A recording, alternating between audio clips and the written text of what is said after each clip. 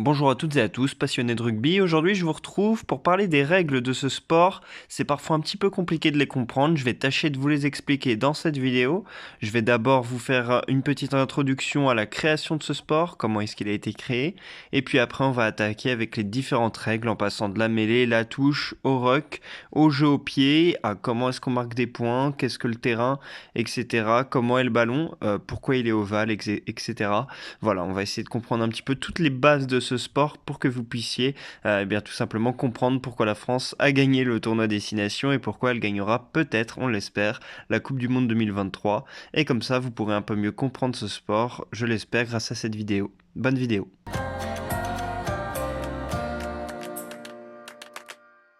Le rugby est créé en 1823 dans un collège anglais nommé Rugby, d'où son nom. Lors d'une partie de football, un certain William Webb Ellis, élève au collège, aurait pris le ballon à la main et traversé le terrain pour aplatir le ballon dans le but adverse. Alors évidemment, ça ne vous paraît pas être une action de football, mais en 1823, le football il était bien différent de celui qu'on pratique aujourd'hui. William Webb Ellis, c'est désormais le nom que porte le trophée de la Coupe du Monde, en hommage donc à l'un de ses inventeurs. Pendant des années, football et rugby se jouent ensemble, avec des règles variant d'un collège à l'autre.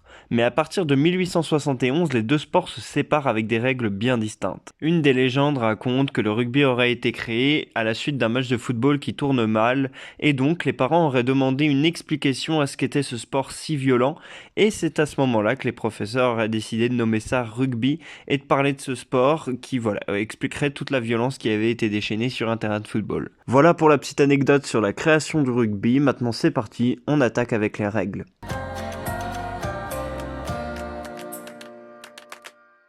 Le terrain de rugby mesure environ 70 mètres de large pour 100 mètres de long. C'est presque l'équivalent d'un terrain de football. L'embut mesure entre 6 et 22 mètres de profondeur. 22 mètres c'est plutôt rare, en général c'est plutôt une dizaine. Sur le terrain on retrouve plusieurs lignes. La ligne médiane est à 50 mètres de chaque embut et sépare le terrain en deux. C'est ici que sont faits les engagements après chaque point marqué. Il faut lors de l'engagement que le ballon dépasse 10 mètres, soit la ligne de l'avantage qui est en pointillé.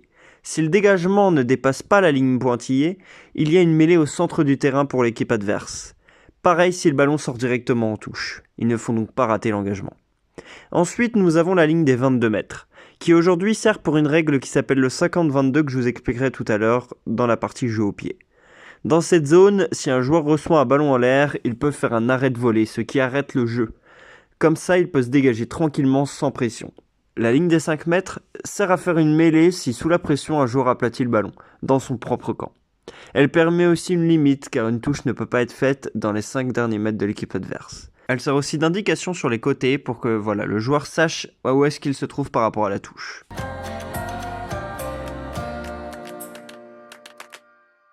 Un match de rugby dure 80 minutes, 2 fois 40.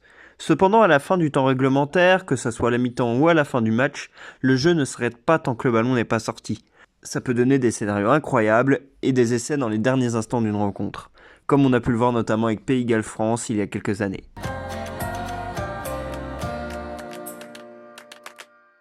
Le ballon ovale est créé par William Gilbert en 1835, pour différencier le rugby du football à la base.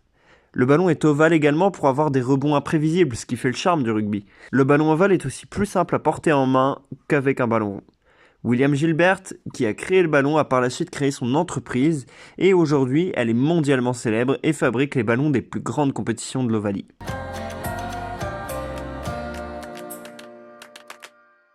Au rugby, il y a 3 principales façons de marquer des points. On peut marquer 5 points si on aplatit le ballon dans ce qu'on appelle l'embut de l'adversaire. On appelle cela un essai, car lorsque les Anglais ont créé ce sport, l'essai, le try en anglais, ne valait aucun point. Il permettait juste d'essayer de taper le ballon au pied entre les poteaux, et ce coup-là, il rapportait des points. En aplatissant, on avait donc un essai pour marquer des points, mais on n'avait toujours pas de points. Mais comme les Anglais étaient nuls pour mettre le ballon entre les perches, on a plus tard décidé que l'essai lui aussi vaudrait des points. Passé de 1 à 4 points au fil des années, c'est seulement depuis 1992 que l'essai vaut 5 points. Pour marquer l'essai, contrairement au football américain, il faut bel et bien aplatir le ballon et ne surtout pas le laisser s'échapper. La ligne fait partie de l'embut, un ballon sur la ligne compte comme un essai. Après celui-ci, il y a toujours la fameuse transformation, ce qui permettait donc à l'époque de marquer des points. Elle vaut aujourd'hui 2 points si le ballon passe entre les perches. Donc si on marque un essai, on peut marquer 7 points si on arrive à faire la transformation. Si on n'y arrive pas, on reste donc à 5. La transformation a toujours lieu sur la même ligne où le ballon a été aplati. Il faut donc essayer d'aplatir le plus près des perches pour faciliter le travail du buteur, car sinon on peut vite se retrouver avec des transformations très dures à réaliser. Si une équipe fait une faute, il peut aussi y avoir un essai de pénalité. Il est accordé entre les poteaux de but si l'équipe adverse commet un jeu déloyal qui empêche un essai qui aurait probablement été marqué ou marqué dans une position plus avantageuse. Le joueur qui a commis la faute, il est également averti d'un carton jaune ou parfois même d'un carton rouge, ce qui est quand même plus rare, et il n'y a pas de tentative de transformation, on donne directement 7 points à l'équipe qui attaquait. Les poteaux en forme de H sont larges de 5,60 m et la barre transversale est à 3 m de haut. Pour marquer des points, on peut aussi taper une pénalité après une faute de l'adversaire. Celle-ci vaut 3 points, tout comme le drop, qui est la dernière façon de marquer. Dans le jeu, à un moment donné, on peut tenter de taper le ballon entre les perches. Cette action est dure et de plus en plus rare au haut niveau.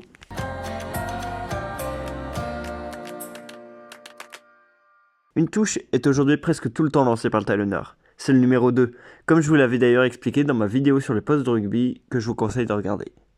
Au moment de la touche, 2 alignements s'affrontent pour essayer d'attraper le ballon. Il faut conserver un couloir d'1 mètre entre les 2 alignements, sinon c'est la pénalité.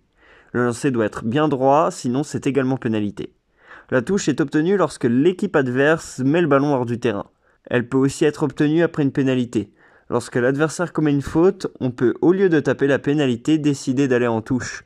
Dans ce cas, la touche est pour l'équipe qui a obtenu la pénalité. Sur une touche, il y a donc les sauteurs et les lifters. Le sauteur est donc celui qui va sauter pour prendre le ballon et les lifters sont ceux qui, eux, vont permettre au sauteur de sauter en le maintenant tout simplement en l'air. Dans une touche, il peut y avoir plusieurs combinaisons pour éviter d'être contesté et de se faire prendre le ballon.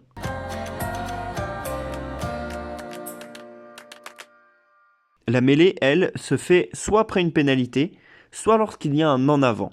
Car vous le savez sûrement, au rugby, la passe en avant est bien évidemment interdite. La mêlée se joue à 8 contre 8 avec des positions à respecter pour chaque joueur, comme je vous l'ai expliqué dans ma dernière vidéo sur les postes. Après que l'arbitre ait dit son fameux flexion, lié, jeu, la mêlée peut avoir lieu. Si un joueur s'écroule ou se relève sous la pression, il peut être exposé à une pénalité. Le numéro 9, le demi de mêlée, introduit le ballon qui est talonné par le numéro 2, le talonneur. La mêlée se termine lorsque le 8 ou le 9 prend le ballon et quitte la mêlée avec. La mêlée est une épreuve de force et fatigue énormément les organismes du pack de devant.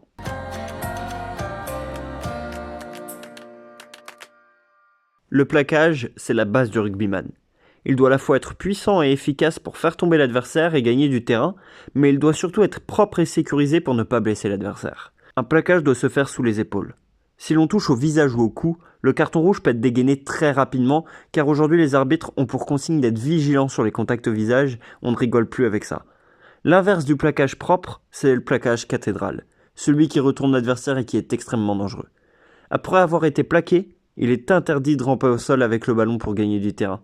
C'est considéré comme l'équivalent d'un marché au basket.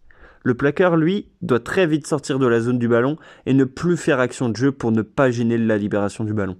Sinon, c'est pénalité. Évidemment, vous ne pouvez plaquer que les joueurs qui ont le ballon. Si vous plaquez un joueur qui n'a pas le ballon ou qui vient de le lâcher, eh bien vous pouvez être sanctionné d'un carton jaune, voire d'un carton rouge, et évidemment d'une pénalité.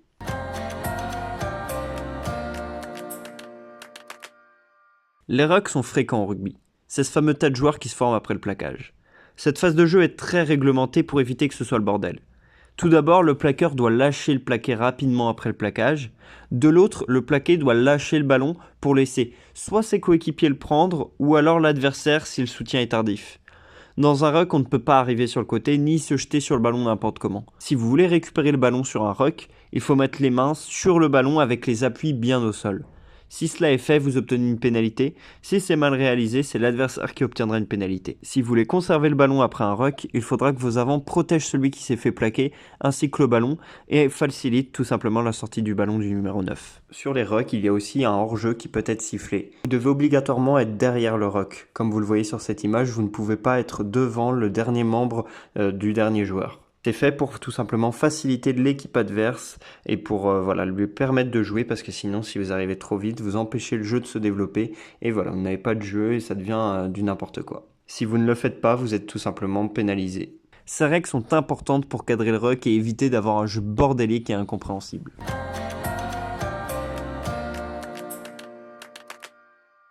Le maul, lui, il ressemble au ruck. sauf qu'il est debout.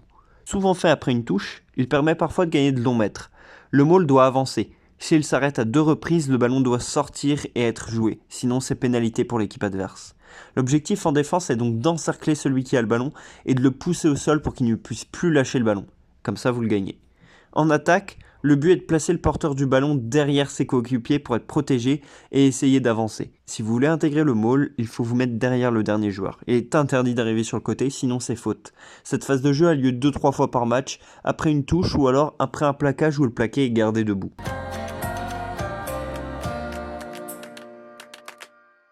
Depuis peu, c'est l'une des nouvelles règles du rugby, on peut effectuer un 50-22, je vous en ai parlé tout à l'heure.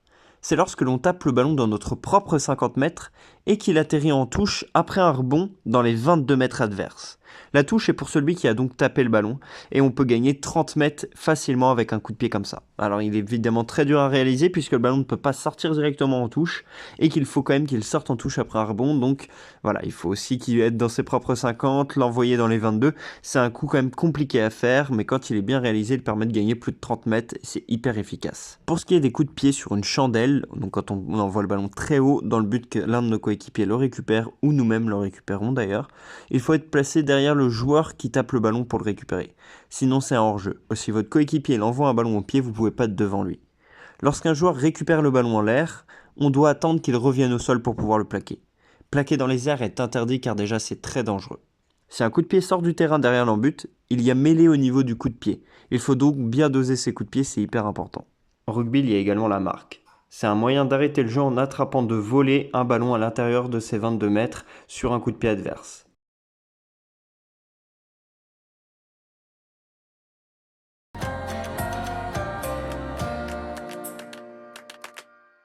Au rugby, il y a 2 cartons, le rouge et le jaune comme au foot. Lors de fautes dangereuses ou de bagarres par exemple, le rouge peut être sorti et le joueur est donc expulsé. Il ne peut plus jouer. L'équipe finit donc le match à 14. C'est un petit peu pareil avec le jaune, mais seulement pendant 10 minutes. Lorsqu'une action est un petit peu dangereuse, mais qu'elle ne mérite pas rouge, le joueur quitte le terrain pendant 10 minutes et après il peut revenir.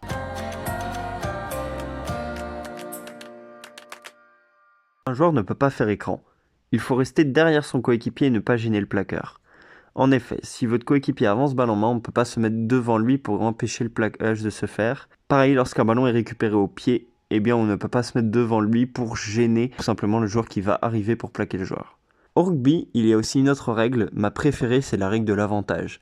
C'est l'une des règles que j'aime vraiment le plus. Quand une équipe fait une faute, en ralentissant un ruck par exemple, plutôt que de siffler, l'arbitre va donner un avantage pendant de longues secondes. Lors de cet avantage, les joueurs tentent parfois un coup de pied osé ou une passe compliquée car ils savent que si le ballon est perdu, on revient à l'avantage, à la pénalité, et donc l'équipe conserve le ballon.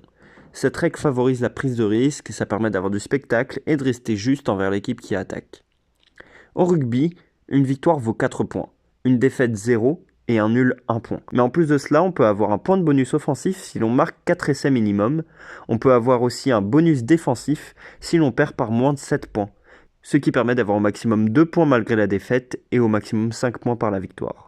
Comme vous pouvez le voir ici, je vous ai mis les principaux signaux que l'arbitre peut faire.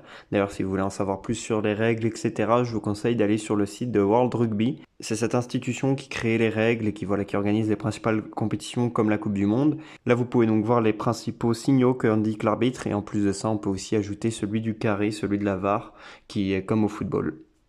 Au rugby, la VAR est très souvent utilisée. Contrairement au football où elle est très critiquée, au rugby, globalement, c'est une réussite. Déjà, le rugby est un sport très haché où, mine de rien, il y a pas mal d'arrêts de jeu. Donc avoir une VAR au milieu de tout ça, c'est plutôt logique.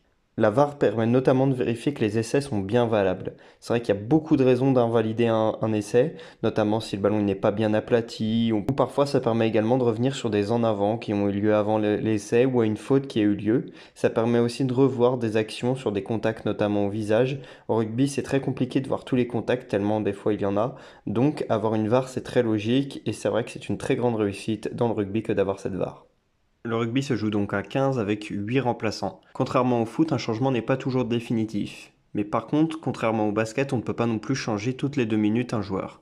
Ce qu'il faut savoir au rugby, c'est que c'est un sport évidemment avec énormément de contacts et donc il peut y avoir du sang. En cas de sang, on ne peut pas continuer à jouer, il faut sortir du terrain. C'est ce qu'on appelle un remplacement temporaire. Au rugby, il y a également le protocole commotion. C'est si un joueur reçoit un trop gros choc, plutôt que de continuer à jouer et d'avoir des séquelles par la suite, eh bien il va voir un médecin neutre et il va avoir une série de questions, une série de tests. S'il est apte et qu'il répond bien aux questions, il pourra reprendre le jeu et sinon, eh ben voilà, il est obligé d'arrêter de jouer. Vous pourrez donc remplacer le joueur le temps qu'il aille faire son protocole commotion. Ensuite, il reviendra ou pas, ça dépendra du résultat du protocole.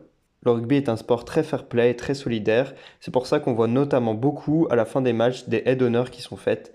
À chaque match destination, à chaque match des Bleus, ou même à chaque match de top 14 ou même en match amateur, vous verrez l'équipe qui a gagné faire une aide d'honneur à l'équipe qui a perdu et inversement. C'est un signe de fair-play que je trouve magnifique et c'est ce qui fait la beauté de ce sport. Merci d'avoir suivi cet épisode, j'espère que ça vous aura plu et comment vous aurez appris quelque chose sur ces règles du rugby, que je vous aurai un petit peu éclairé sur certaines choses, parce que c'est vrai que c'est pas toujours très simple, c'est un sport parfois compliqué en tout cas à comprendre quand on le regarde à la télé, mais moi voilà, ça m'est venu à force de regarder des matchs, donc le mieux pour apprendre les règles c'est évidemment de regarder. En tout cas j'espère que je vous aurai donné quelques pistes et quelques exemples pour que vous compreniez comment ça fonctionne, et donc moi je vous dis à bientôt pour parler rugby et sport en général.